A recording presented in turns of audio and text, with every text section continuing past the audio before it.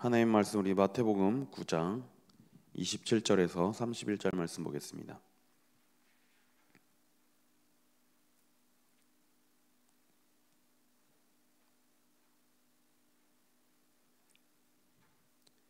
마태복음 9장 27절에서 31절 읽겠습니다. 예수께서 거기에서 떠나가실새 두 맹인이 따라오며 소리 질러 이르되 다윗의 자손이여 우리를 불쌍히 여기소서 하더니 예수께서 집에 들어가심에 맹인들이 그에게 나아오거늘 예수께서 이르시되 내가 능히 이 일을 할 줄 믿느냐 대답하되 주여 그라오이다 하니 이에 예수께서 그들의 눈을 만지시며 이르시되 너희 믿음대로 되라 하시니 그들의 눈들이 밝아진지라. 예수께서 엄히 경고하시되 삼가 아무에게도 알리지 말라 하셨으나 그들이 나가서 예수의 소문을 그 온 땅에 퍼뜨리니라. 아멘. 요즘 시대는 참 빠른 시대입니다. 그 중에서도 소문이 참 빨리 납니다. 제가 어릴 때도 마찬가지였겠지만 지금은 스마트폰을 거의 대부분 사용하고 인터넷이 너무 잘 되어 있기 때문에 어떤 한 가지 일이 터지면 인터넷을 타고 스마트폰을 타고 SNS를 타고 순식간에 퍼집니다. 제가 아는 분이 이쪽 역삼동에 사는 분이 있는데요. 같이 이제 운동을 하는 분이에요. 그래서 이번 주에 이제 오랜만에 한 2주 정도 지금 이제 테니스 코트들도 코로나 때문에 거의 대부분 이제 휴장을 하고 있습니다. 근데 어떻게 이제 코트가 생겨서 같이 한 2주 만에 운동을 하기로 약속을 잡았는데 갑자기 운동을 못 온다고 이제 얘기를 하더라고요. 그래서 왜 못 오나 이제 얘기를 들어봤더니 코로나19 확진자가 역삼동에 이제 온 거예요. 미국 유학생인데 뉴스 보시면 아시겠지만 제주도 돌아다닌 그 두 모녀 아시죠? 그 친구들이 역삼동에서 돌아다닌 거예요. 그래서 그분이 이마트하고 미용실 이렇게 역삼동에서 이제 그렇게 돌아다니고 한 5일 있다가 제주도를 가서 제주도 온갖 동네를 다 돌아다녔더라고요. 근데 그게 이제 인터넷에 삽시간에 퍼지면서 엄청난 속도로 이제 소문이 났습니다. 근데 이제 그걸 또 강남구청장이 이제 옹호하는 발언을 했다가 또 이제 강남구청장도 지금 논란에 이렇게 빠졌죠. 지금 시대는 이렇게 모든 것이 빠른 시대입니다. 소문도 어마어마하게 빠르게 퍼집니다. 자, 우리가 이런 시대를 살면서 우리는 정말 예수님이 그리스도라는 이 복음, 하나님이 전하신 천국 복음을 많은 사람들에게 퍼뜨리는 일에 우리가 귀하게 헌신해야 될 줄 믿습니다. 하나님은 시대마다 그 시대의 문화를 통해서 그 시대에 발전하는 여러 가지 문물을 통해서 복음이 전파되게 하셨어요. 마틴 루터가 종교 개혁의 주역이 됐는데 그 당시에 성경은 라틴어로 기록이 되어 있었습니다. 그래서 일반인들이 성경을 쉽게 읽지 못했어요. 그런데 루터가 모든 사람이 성경을 볼 수 있도록 숨어서 독일어로 번역을 했습니다. 근데 그 당시에 구텐베르크의 금속 활자가 발명이 됩니다. 그래서 루터가 번역한 이 성경이 그 금속 활자를 통해서 인쇄되고 많은 사람들에게 퍼지게 됩니다. 이것처럼 우연인 것 같지만 하나님은 그 시대에 이러한 문화를 통해서 여러 가지 도구들을 통해서 복음을 전하게 하셨습니다. 지금 이 시대에 우리는 여러 가지 매체, 인터넷, 소셜 네트워크 서비스 등등 많은 것들을 통해서 정말 많은 사람들에게 복음이 전파되고 복음이 증거되게 하는 일에 귀하게 헌신해야 될 줄 믿습니다. 오늘 마태복음 9장 우리 말씀을 봤는데요. 이번 주에 우리에게 주신 강단 말씀입니다. 예수님이 공생의 사역을 시작하시는데 8장, 9장 계속 보면 병자들을 고쳐주십니다. 그런데 잘 생각해야 될 게 우선순위를 우리가 잘 봐야 됩니다. 많은 사람들이 예수님이 그리스도이기 때문에, 예수님이 참 구원자이시기 때문에 따라다니지 않아요. 예수님 따라다니면 병이 나을 것 같은 그런 믿음을 가지고 따라다니는 사람들이 많습니다. 나쁜 건 아닙니다, 절대로. 그러나 우리는 우선순위가 바뀌어야 됩니다. 내가 원하는 것, 내가 이루고자 하는 것, 이것보다 먼저 복음이 우선이 되어야 됩니다. 하나님의 뜻이 이루어지는 게 우선이 되어야 됩니다. 예수님이 다니시면서 여러 가지 많은 이적을 베푸셨습니다. 오병이어를 가지고 남자 5천 명을 먹이셨어요. 남자만 5천 명이고 어린아이들, 노약자들까지 치면 더 많은 숫자겠죠. 그리고 수많은 병자들을 고쳐주셨습니다. 맹인들의 눈을 뜨게 하시고 중풍병자들을 고쳐주시고 또 혈루증 걸린 여인도 고침을 받고 귀신 들린 자들을 고쳐주셨어요. 그런데 예수님이 이 땅에 오셔서 하신 일의 본질은 그런 병치유나 어떤 그런 어려운 사람들을 도와주거나 먹을 것을 주거나 그런 것이 아닙니다. 예수님은 구약 시대부터 계속해서 선지자들이 예언한 그 예언의 주인공으로 오신 것입니다. 하나님의 약속의 성취로 오신 분입니다. 그래서 우리는 먼저 복음의 본질을 놓치면 안 됩니다. 제가 지금 교회에서 살고 있는데요. 제가 집에서 살았을 때, 본가에 살았을 때 우편물이 자주 오는데 그 중에 이름만 들어도 알만한 그런 큰 교회에서 자주 우편물을 보냈습니다. 쉽게 말하면 전도지를 집으로 보내는 건데요. 우리나라에서 제일 큰 교회가 여의도에 있죠. 그 교회에서 파생돼서 갈라져 나온 교회인데 전도지를 자주 이렇게 집으로 보내서 오면 한 번씩 읽어봅니다.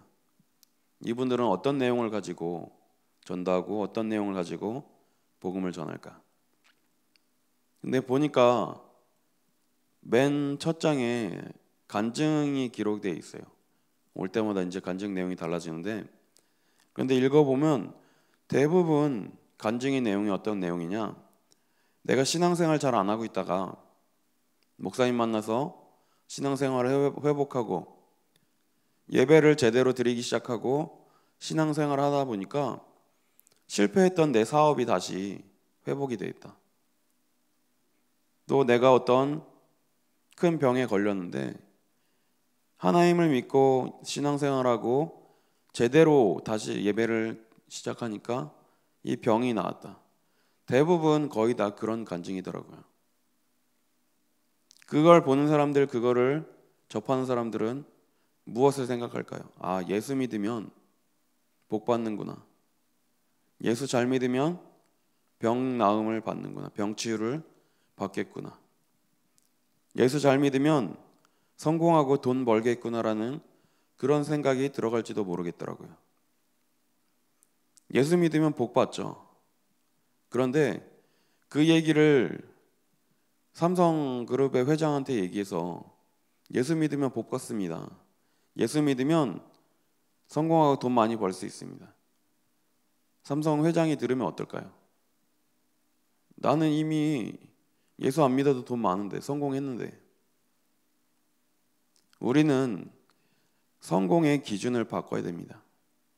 참된 성공은 세상적인 어떤 눈에 보이는 물질을 많이 가지고 명예를 얻고 높은 자리에 올라가고 그것이 참된 성공이 아닙니다.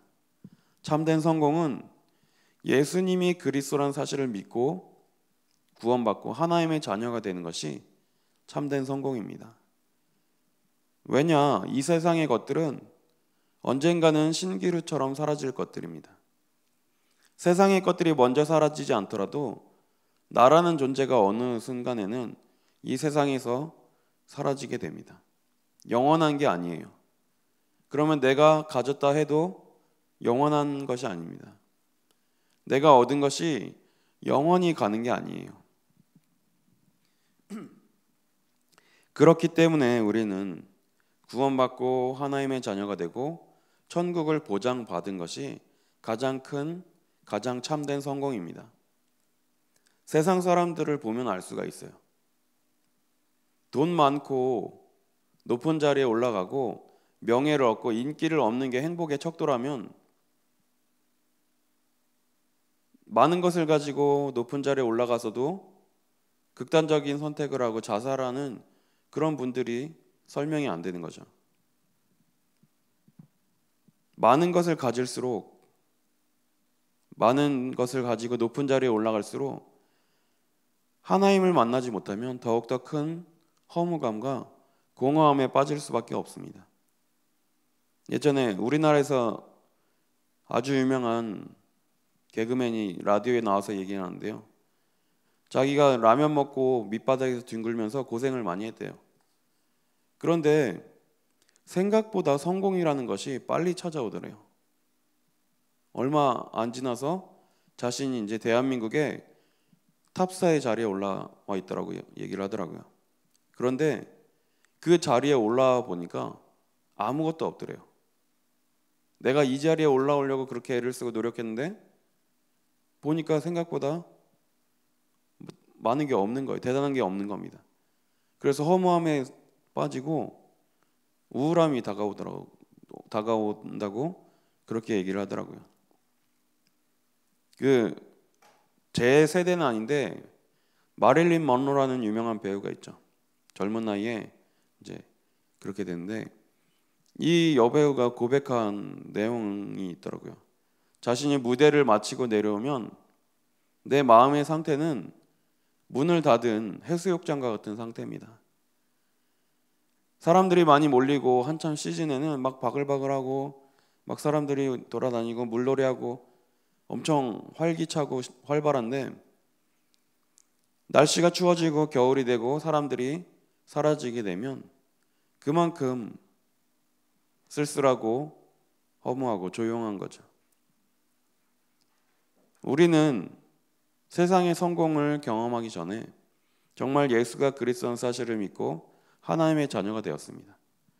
그래서 우리는 이 사실을 날마다 붙잡고 승리해야 되는 것입니다. 그래서 아까 말씀드린 대로 뭐 그렇다고 내가 가진 어려움, 질병 이런 것을 놓고 기도할 필요 없다. 절대로 그런 말은 아닙니다. 그런데 우리는 우선순위를 바꾸고 마태복음 6장 33절의 말씀처럼 먼저 그의 나라와 그의 의를 구하라. 그리하면 이 모든 것을 너희에게 더하시리라. 이 말씀을 붙잡고 하나님이 원하시는 것에 집중한다면 나머지 것들은 하나님께서 다 알아서 인도하실 줄 믿습니다. 오늘 본문에는 이제 많은 병자들을 고쳐주시는데 특히 맹인들의 눈을 뜨게 하시는 장면이 27절에서 31절에 나오죠. 근데 이 본문을 보는데 맹인이 예수님을 따라오면서 뭐라고 소리를 치냐? 소리질러 이르되 다윗의 자손이여 우리를 불쌍히 여기소서 하더니 다윗의 자손이여 이 말이면 끝이 나는 겁니다. 마태복음 1장 1절에 보면 아브라함과 다윗의 자손 예수 그리스도의 계보라고 기록하고 있습니다. 아브라함과 다윗의 자손 예수여 이렇게 소리를 지른 것은 하나님께서 약속하신 그 메시아가 바로 당신입니다라는 고백입니다. 구약 시대 때 수많은 선지자들을 통해서 예언된 그 약속된 메시아가 바로 당신입니다라는 고백인 것입니다. 그랬을 때 예수님께서 이 맹인들을 치유하셨어요. 29절에 보니까 28절에 예수께서 집에 들어가시매 맹인들이 그에게 나오거늘 예수께서 이르시되 내가 능히 이 일을 할 줄을 믿느냐?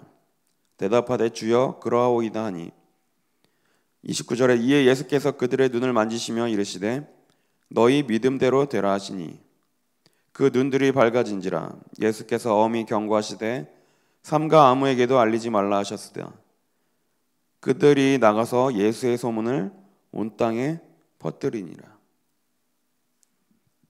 그리스도이신 예수님을 만나고 자신이 가지고 있던 문제가 해결받고 치유를 받게 됩니다. 그렇게 되니 예수님이 그리스도란 사실을 소문을 낼 수밖에 없겠죠. 예수님은 아직 그리스도로서의 사역을 끝내실 단계가 아니기 때문에 소문을 내지 말라고 말씀하셨음에도 불구하고 그들이 나가서 예수의 소문을 그 온 땅에 퍼뜨리니라. 하나님이 나를 구원하시고 하나님이 나를 자녀 삼으시고 내가 가지고 있는 문제가 하나님께서 해결받게 하셨다면 우리는 이것을 가지고 나가서 전할 수밖에 없겠죠. 저는 중학생 시절에 지금 생각해 보면 우울한 그런 마음이 많았습니다. 지금 생각해 보면 모르겠지만 우울증이라고 할 만큼 많은 그런 우울한 마음이 있었습니다. 왜냐? 아버지는 군인 출신이고요. 장교 출신이시고 어머니는 이제 외할아버지 외할머니가 교사 부부셨어요. 그러다 보니까 이제 이런 어떤 강압적인 것들, 아버지는 거의 뭐 제가 아들이 아니라 사병 다루듯이 그렇게 다루시고, 어머니는 또 엄청 교사 선생님 부부 딸로 살다 보니까 엄청 율법적이고 뭔가 그런, 그러니까 어머니나 아버지는 한쪽이 좀 유하고 좀 부드러워야 되는데 양쪽 다 센 거예요. 그러다 보니까 어릴 때 그렇게 많이 힘들었고, 또 아버지가 장교 생활을 하시다 보니까 1년에 한 번씩 이사를 다녔습니다. 제가 초등학교 5학년 때까지 1년에 한 번씩 이사를 다녀서 초등학교를 4군데 다녔어요. 정말 이사를 많이 다녔습니다. 좀 친해지고 친구 사귈만 하면 이사 가야 되고, 좀 익숙해지고 동네가 조금 익숙해질만 하면 이사 가야 되고, 그러다 보니까 정서적으로 안정이 안 됐던 거겠죠. 제가 태어난 곳은 이제 어머니는 이제 광주를 기억하는, 왜 어머니가 기억을 못 하시는지 모르겠는데 어쨌든 광주에서 태어난 것 같아요. 그리고 어릴 때 아버지가 군인이셨기 때문에 강원도로 그렇게 많이 돌아다녔습니다. 울진, 인제, 양구, 태백, 강원도 안 가본 데가 없는 것 같아요. 그런데 제가 중학생 정도 되니까 막 그런 여러 가지 그런 삶에 살아온 배경들 때문에 막 힘들고 너무 우울한 겁니다. 그런데 그때 당시에 복음을 듣지 못했던 것도 아니에요. 제가 초등학교 한 5학년 때쯤 이제 다락방 전도운동을 만나고 복음이란 걸 듣고 영접도 했습니다. 난 하나님의 자녀가 됐다라는 그런 확신도 들게 되었어요. 그런데 중학생 때 이상하게 막 마음이 우울하고 막 힘들고 학교 가기 싫고, 그런데 저는 이제 착한 아들이기 때문에 항상 학교를 갔죠. 용기가 없어서 학교 못 간단 말을 못 하겠더라고요. 가방 메고 학교 나가는데 여기 아파트 여기 높은 데서 뛰어내릴까 막 이런 생각도 많이 하고, 그런데 그렇게 힘들고 답답한 가운데 정말 하나님께 진실되게 기도하게 되더라고요. 정말 하나님 살아 계십니까? 예수가 그리스도라는데 정말 맞습니까?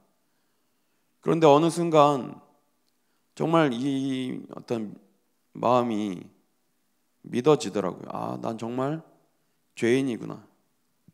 나는 복음 아니면 안 될 사람이구나. 그래서 수없이 복음을 듣고 또 어머니를 통해서 여러 사람들을 통해서 수없이 영접 기도를 했지만, 그때 진짜 하나님 앞에 내가 바로 서고 하나님을 만나고 복음을 체험한 것 같아요. 근데 그러고 나서 뭐 당장 180도 바뀌어가지고 좋아진 건 아닙니다. 그런데 어느 순간 제 인생을 되돌아보니까 하나님이 치유하시더라고요. 그래서 저는 이 부분에 대해서 누구를 만나도 얘기할 수 있습니다. 하나님을 만나고 정말 예수가 그리스도는 사실을 깨닫고 나의 그런 어두웠던 우울했던 마음들이 다 치유됐다라는 이것을 당당하게 말할 수 있습니다. 복음 안에서 정말 바른 치유를 체험한다면 나가서 증인이 될 수밖에 없습니다. 지금 수많은 사람들이 내가 가진 문제와 같은 이런 문제 때문에 어려워하고 힘들어하고 있습니다. 그런 사람들에게 내가 하나님을 만나고 예수 그리스도를 믿고 나니까 하나님의 자녀가 되었고 참된 치유를 체험하고 참 평안을 누리게 되었다. 소문을 낼 수밖에 없겠죠. 우리 성도님들, 오늘 하나님이 나와 함께 하심을 누리고 나를 구원하시고 나를 위해서 예수 그리스도를 보내주신 그 하나님의 사랑과 은혜를 많은 사람들에게 소문내고 퍼뜨리시길 바랍니다. 오늘 하루도 복음으로 힘을 얻고 하나님이 나를 부르신 목적과 계획을 바르게 깨닫고 많은 사람들에게 복음을 전하여 옳은 대로 돌아오게 하고 하나님께로 돌아오게 하는 일에 귀하게 헌신하는 우리 성도님들 되시기를 기도하겠습니다. 하나님 감사합니다. 우리에게 구원을 허락하시고 하나님 자녀로서의 신분과 권세를 허락하시니 감사드립니다. 하나님, 내가 만난 그리스도, 내가 체험한 하나님을 많은 사람들에게 증거하며 이 복음의 소문을 널리 퍼뜨리는 귀한 성도님들 되게 하여 주옵소서. 이제는 우리 주 예수 그리스도의 은혜와 하나님의 사랑하심과 성령님의 내주인도 역사 교통 충만케 하심이 올바른 복음을 체험하고 많은 사람들에게 복음의 기쁜 소식을 퍼뜨리기 위하여 현장으로 나아가는 우리 성도님들 위해, 우리들 좋은 교회 위에 지금으로부터 영원까지 항상 함께 있을지어다. 아멘.